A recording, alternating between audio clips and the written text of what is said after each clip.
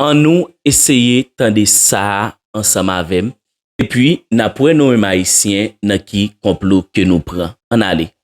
Alors je me suis évidemment, comme tout le monde, je me suis posé la question, pourquoi déclencher un tremblement de terre en Haïti? Et ce que j'avais lu à l'époque, c'est que les Chinois avaient commencé à acheter des terres sur l'île et avaient commencé à faire du carottage, c'est-à-dire voir s'il y avait des hydrocarbures.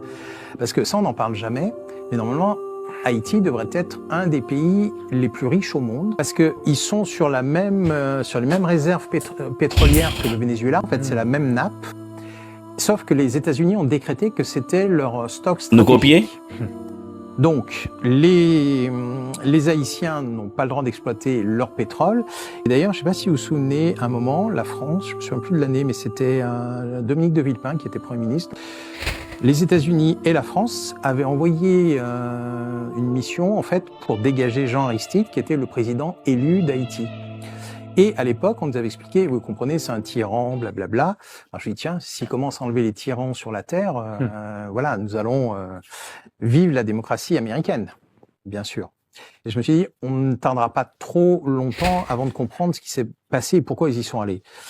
Bah, donc ils ont dégagé Jean Aristide et genre 6 mois ou 8 mois après, j'ai lu un autre filet, la fameuse société Halliburton, donc Dick Cheney, tout ça, enfin on connaît. Dick Cheney, voilà, vice-président des États-Unis de l'époque. Voilà, etc. ont investi. La société qui avait des contrats d'essence pour l'armée américaine en Irak, en dehors de tout appel d'offres. Enfin bon, bref.